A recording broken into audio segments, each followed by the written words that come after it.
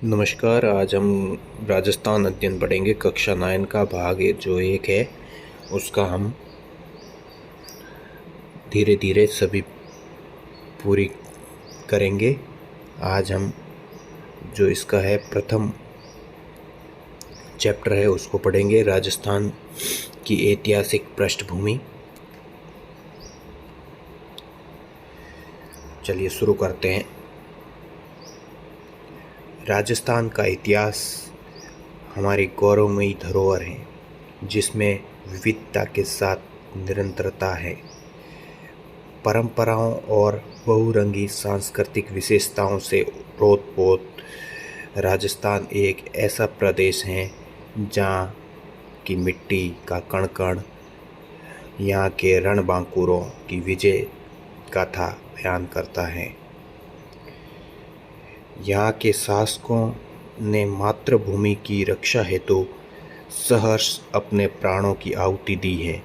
कहते हैं राजस्थान के पत्थर भी अपना इतिहास बोलते हैं। यहाँ पूरा संपदा का अटूट खजाना है। कहीं पर प्रागैतिहासिक शैल चित्रों की सटा तो कहीं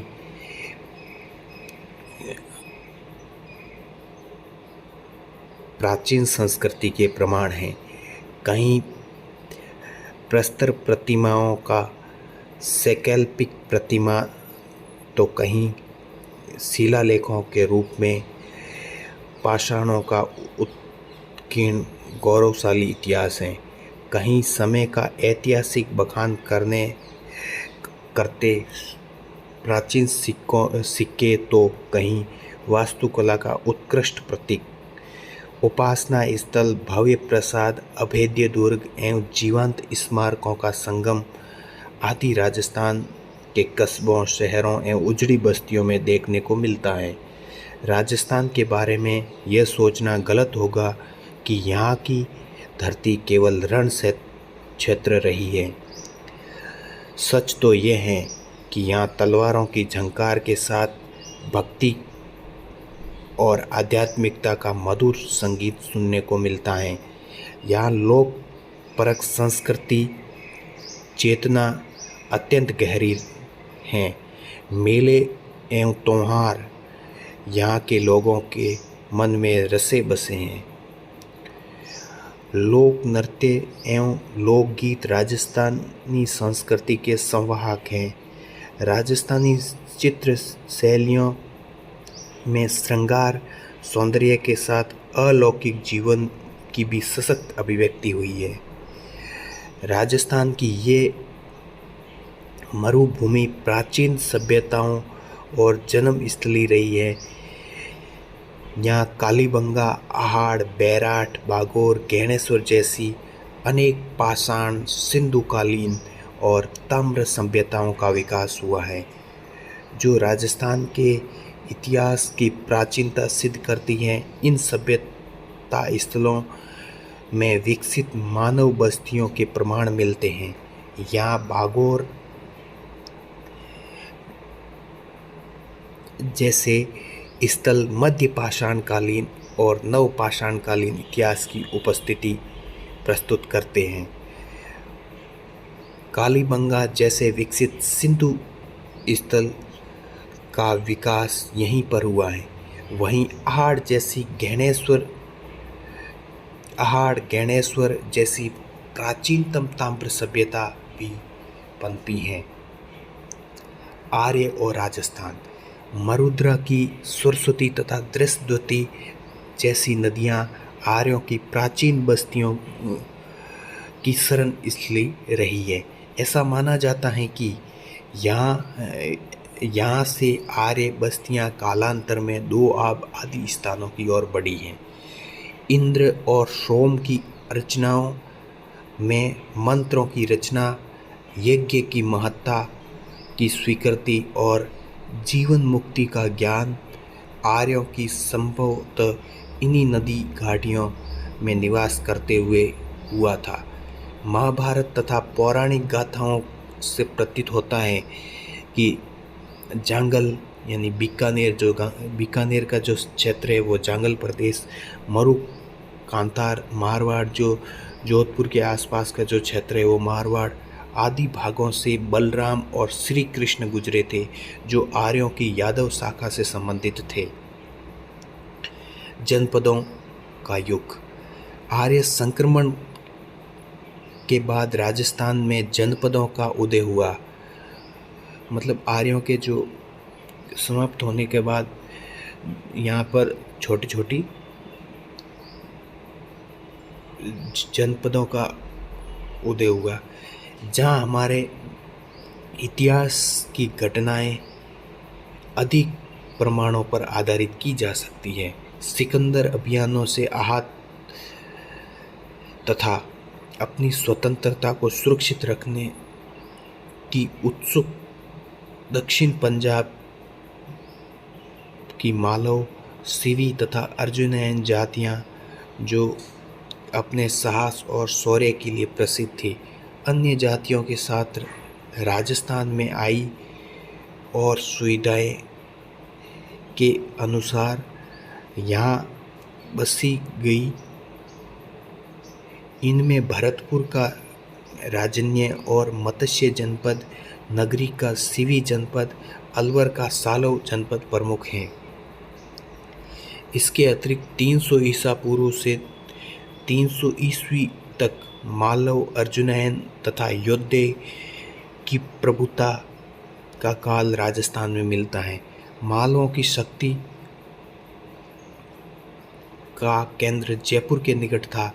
कालांतर में ये अजमेर, टोंक, मेवाड़ क्षेत्र में फैल गए। भरतपुर, अलवर प्रांत के अर्जुनयन अपनी विजयों के लिए प्रसिद्ध रहे। इसी प्रकार राजस्थान के उत्तरी भाग में यौध्य भी एक शक्तिशाली गणतंत्रीय कबीला था। यौध्य संभवतः उत्तरी राजस्थान की कुषाण शक्ति को नष्ट करने में सफल हुए थे, जो रुद्रदामन के लेख से स्पष्ट हैं। यानी जो यौध्य संभवतः उत्तरी राजस्थान के कुषाण शक्ति को यौध्य थे, वो उत्तरी जो राजस्थान है उसमें कुषाण शक्ति, जो कुषाण शासन था, उसको नष्ट करने में लिए सफल हुए। इसका उल्लेख जो है रुद्रदामन के लेख में हमें स्पष्ट मिलता है। लगभग दूसरी सदी ईसा पूर्व से तीसरी सदी ईस्वी के काल में राजस्थान के केंद्रीय भागों में बुद्ध धर्म का काफ़ी प्रचार था, परंतु यौध्य तथा मालवों के यहाँ आने से ब्राह्मण धर्म को प्रोत्साहन मिलने लगा और बौद्ध धर्म के ह्रास के चिन्ह दिखाई देने लगे। गुप्त राजाओं ने इन जनपदी गणतंत्र को समाप्त नहीं किया, परंतु इन्हें अर्ध आश्रित रूप में बनाए रखा। ये गणतंत्र हूण आक्रमण के धक्के सहन नहीं कर पाया और अंततः 6ठी शताब्दी आते आते यहाँ से पनपी गणतंत्रीय व्यवस्था सर्वदा के लिए समाप्त हो गई। मौर्य और राजस्थान, मतलब मौर्य और राजस्थान के बीच में क्या संबंध थे वो हम इसमें पढ़ेंगे। राजस्थान के कुछ भाग मौर्य के अधीन या प्रभाव क्षेत्र में थे। अशोक के बैराट शिलालेख, बैराट की पहाड़ियाँ जो जयपुर में हैं वहाँ मिला था, तथा उसके उत्तराधिकारी कुणाल के पुत्र संप्रति द्वारा बनाए गए मंदिरों मौर्य प्रभाव की पुष्टि करते हैं। यानी जो अशोक के बैराट शिलालेख था, उसके जो उत्तराधिकारी था कुणाल के पुत्र, जो संप्रति द्वारा जो बनाए गए मंदिरों का पर मौर्यों का प्रभाव स्पष्ट दिखाई देता है, जो ये पुष्टि करते हैं कि यहाँ कभी न कभी मौर्यों का भी शासन रहा है। कुमार पाल प्रबंध तथा अन्य जैन ग्रंथों से अनुमानित हैं कि चित्तौड़ का किला तथा चित्रांग तालाब मौर्य राजा चित्रांगद का बनाया हुआ है। कुमार पाल प्रबंध तथा अन्य जैन ग्रंथों से अनुमानित है कि जो चित्तौड़ का किला है तथा चित्रांग तालाब है वो मौर्य शासक चित्रांग मौर्य ने बनाया था। चित्तौड़ से कुछ दूर मानसरोवर नामक तालाब पर राजा मान का जो मौर्य वंशी माना जाता है, विक्रमी संवत 770 का शिलालेख कर्नल टॉड को मिला, जिसमें माहेश्वर, भीम, भोज और मान ये 4 नाम क्रमशः है। जो 770 विक्रमी संवत को जो शिलालेख जो कर्नल टॉड, जो राजस्थान के इतिहास के जनक कहे जाते हैं कर्नल टॉड, उन्हें मिला, जिसमें 4 नाम लिखे हुए माहेश्वर, भीम, भोज और मान। ये नाम जो क्रमशः कोटा के निकट कणसवा के शिवालय से 795 विक्रमी संवत का शिलालेख मिला, जिसमें मौर्यवंशी राजा धवल का नाम है। जो कोटा के कणसवा के शिवालय में 795 विक्रमी संवत में मिला था, जिसमें मौर्य वंशी राजा धवल, एक मौर्य वंश का जो राजा हुआ था धवल, इनके नाम का प्रमाण मिला है। इन प्रमाणों से मौर्य का राजस्थान में अधिकतर प्रभाव स्पष्ट दिखाई देता है, यानी स्पष्ट प्रभाव दिखाई देता है। इससे पता चलता है कि राजस्थान में कभी न कभी मौर्यों का शासन रहा है। हर्ष की मृत्यु के बाद भारत की राजनीति एकता पुनः विकटित होने लगी। इस युग में भारत में अनेक नए जनपदों का अभ्युदय हुआ। राजस्थान में अनेक राजपूत वंशों ने अपने अपने राज्य स्थापित कर लिए थे। इसमें मारवाड़ के प्रतिहार और मारवाड़ के प्रतिहार जो गुर्जर प्रतिहार और राठौड़ जो मारवाड़ के जो राठौड़ थे, और मेवाड़ में गुहिल, सांबर में चौहान जो पृथ्वीराज चौहान हुए थे, अजमेर में कछवा जो अजमेर में शासन किया था वो कछवा, जैसलमेर के भाटी इत्यादि प्रमुख थे। शिलालेखों के आधार पर हम कह सकते हैं कि 6ठी शताब्दी में मंडोर के आसपास प्रतिहारों का राज्य था, और फिर वही राज्य आगे चलकर राठौड़ों को प्राप्त हुआ।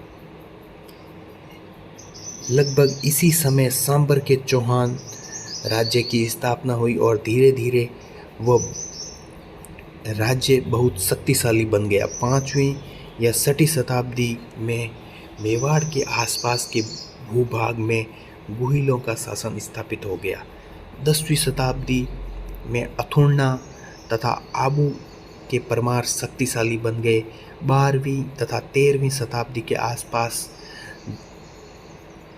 तक जालोर, रणथंभौर और हाड़ौती के चौहानों ने पुनः अपनी शक्ति का संगठन किया, परंतु कहीं कहीं विघटन भी होता रहा। नामकरण, अब हम देखेंगे राजस्थान का जो नामकरण है वो कैसे हुआ। वर्तमान राजस्थान के लिए पहले किसी नाम का प्रयोग नहीं मिलता है। इसके भिन्न भिन्न क्षेत्र अलग अलग नामों से जाने जाते थे। वर्तमान में बीकानेर, जोधपुर का क्षेत्र जो महाभारत में समय या काल में जंगल प्रदेश कहलाया या जंगल देश कहलाया। इसी कारण बीकानेर के राजा स्वयं को जंगल दरबार सा कहते थे।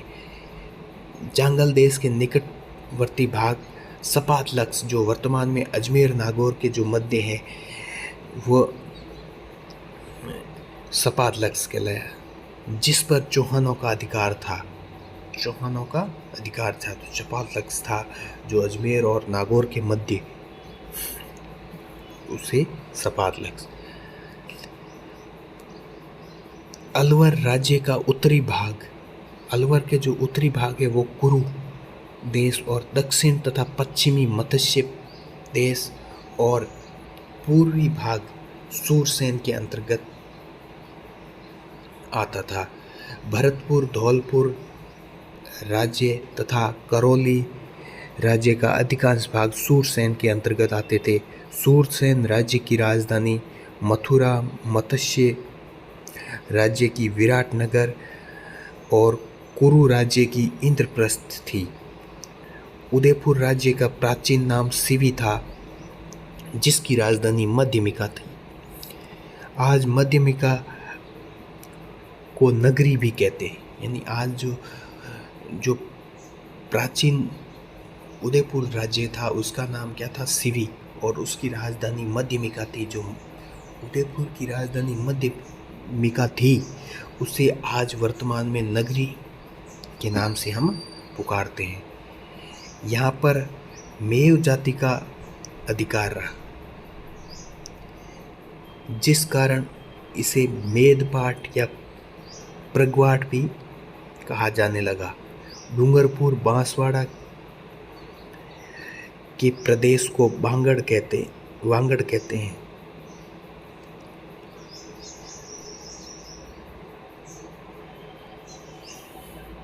इसमें जो डूंगरपुर और बांसवाड़ा का जो क्षेत्र है उसे वांगड़ कहते हैं।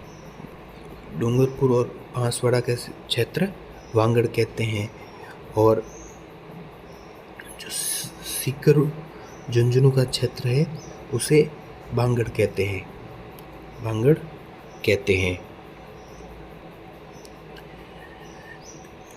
जोधपुर के राज्य को मरु अथवा मारवाड़ कहा जाता था। जोधपुर के दक्षिण क्षेत्र को गुजरातरा कहते थे। गुजरातरा जो जोधपुर के दक्षिण में जो गुजरात के पास वाला भाग जो था, जिसमें जालोर, पाली, भीनमाल आदि क्षेत्र आते थे, उन्हें गुजरातरा कहते थे। और सिरोही के हिस्से को आबू देश कहा जाता था। जैसलमेर को माड़ तथा कोटा और बूंदी को हड़ौती पुकारा जाता था। झालावाड़ का दक्षिणी भाग मालव देश के अंतर्गत गिना जाता था। इसी प्रकार स्पष्ट है कि जिस भूभाग को आजकल हम राजस्थान कहते हैं वह किसी विशेष नाम से कभी प्रसिद्ध नहीं रहा है। ऐसी मान्यता है कि 1800 ईस्वी में सर्वप्रथम जॉर्ज थॉमस ने इस प्रांत के लिए राजपूताना नाम का प्रयोग किया था। यानी सबसे पहले 1800 में जॉर्ज थॉमस ने राजपूताना नाम का प्रयोग किया था। वो भी राजस्थान नहीं, राजपूताना नाम का प्रयोग किया था। प्रसिद्ध इतिहासकार जो राजस्थान का इतिहास का जनक माना जाता है, कर्नल जेम्स टोड, 1829 में annuls and antiquities of Rajasthan में रायथान अथवा राजस्थान रखा था। सर्वप्रथम राजस्थान नाम कर्नल जेम्स टोड ने 1829 में अपनी पुस्तक में दिया था। जब भारत स्वतंत्र हुआ तो इस राज्य का नाम राजस्थान स्वीकार कर लिया गया।